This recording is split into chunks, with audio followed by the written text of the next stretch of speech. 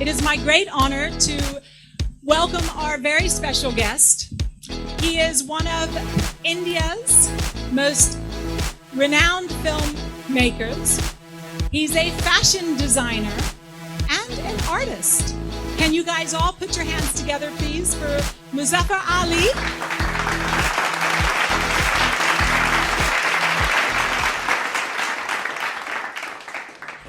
So you have been depicting rural themes and people, it has been a constant in most of your creations, whether it was Gaman or Anjuman movies, or even to a large extent, Umrao Jaan was rooted in the hinterland. So is that a subject that is very, very close to you? I was born in Lucknow, and there's a place called Kotwara, 100 miles from there. And my father was deeply concerned with that village, and he always wanted to make a difference there, And that concern, I think, found some kind of seed in me. And my first film was Gaman. That is based on why people leave villages and come to cities. So that was the first story. It was a question. It was a political question. It was also a kind of a poetic question. So Gaman was my first film, and if I had not made Gaman, maybe I would have been a different person. Your characters are part of a story, and there's a continuity of characters in your life, in the art of your telling a story, how they change. That makes a lot of difference, and that was what Gaman was all about. Creations, your movies, realistic portrayal of rural life. But where the criticism always is that Indian cinema either whitewashes it to show just, lush yellow sarson ke khet and glittering ghagras that women wear, or it's what again critics call poverty porn, that, we only show the dark side. Do you think that's accurate portrayal, or, is the film industry doing enough to show what rural life actually is to the audience? I think the film industry is evolving, it's growing, but possibly not in the way we would like to see it grow, And the growth has to be organic. The growth has to understand and feel the pain. Unless you feel the pain and the helplessness of the people, you can't present that pain. And therefore, being open, being sensitive to the rural predicament is very important. And that is what changes the language of telling stories and the language of moving images. We had movies like Mandi and Manthan and Ankur. So do you think it served its purpose? Do you think we still need that kind of cinema now to show the stark reality to people? I think now more than ever, because I think we need to put certain things into a context, and I think people who think with their heart and who reason with their mind, they should be as real as possible, And these real children, maybe there were lots here on the stage, who have acquired the art of telling stories through moving images. They want to do it themselves. Today, I think film is everybody's cup of tea in our hands. So your sensitivity to images, imagery, and pain, and the human predicament has to be sensitized. It doesn't need much money or anything like that. It needs outfits like these, where people are made to think, where people are made to feel, and where people are driven to express. Right. As you said now, with smartphones and everything, it's within everyone's reach to show their lives to everybody internationally also. So, we have people dancing, we have people showing their cookery skills, people who are from the rural background, who are set in Indian villages. So in that kind of an open, expression that people have, which is accessible to everybody, where does Indian cinema see itself going? I think India has to understand what is art. Somehow we miss the art part of things, you know what I mean? and we just do things for the sake of doing things. We do them to become popular. We do them to gain more kind of enthusiasm in the world.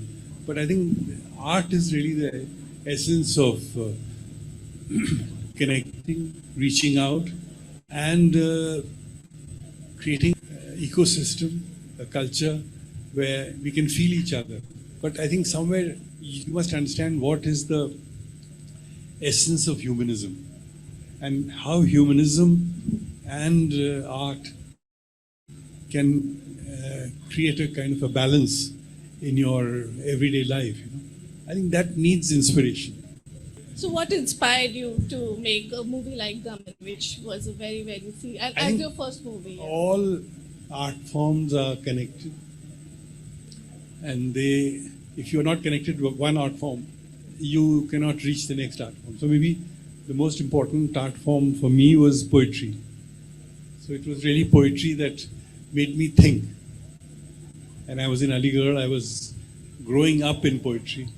I was reading the poetry of Faiz and was reading the poetry of people in Aligarh. And that made me think of larger realities. The other thing is that I think if you're a painter, you can create kind of canvases on celluloid, So I think you need to understand several things, and then the whole power and the ethos of music. So, Gaman dealt with the issue of migration of a rural youth to a big city, and you've shown how he is constantly in this inner state of turmoil, and he is longing to go back to his village. If you were to make Gaman again today, would it be any different? Because now, video calls have made things easier for the migrant population. They are constantly in touch with people back home. Connectivity is better. Today, who has migrated from his tiny village and probably is living in Delhi or Mumbai, do you think he would still be feeling कि सीने में जलन आंखों में तूफान सा क्यों है? Well, I think when this COVID happened and people were returning to their villages, that was another dimension. I mean, if I were to make it again, it'll be definitely much more funny. You know what I mean? Because there's a lot of pain in laughter. So I think I would like to treat it that way, with the reasons for leaving and the reasons for going back could be quite stupid and funny, because I think nothing has remained as real as it was. So, and I think people are questioning things in a different way. Like when I was making Gaman, Smita used to say, आप अगर इतना महसूस करते हैं यहाँ के लोगों के लिए, तो आप यहाँ रहते क्यों नहीं, कुछ करते क्यों नहीं? तो उस वक्त मेरे समझ में आया कि मैं क्या कह सकता हूँ, क्या कर सकता हूँ. लेकिन आज हम वहाँ रह भी सकते हैं, कुछ कर भी सकते हैं, और उस कहानी को एक दोबारा नए तरीके से पेश भी कर सकते हैं. Right.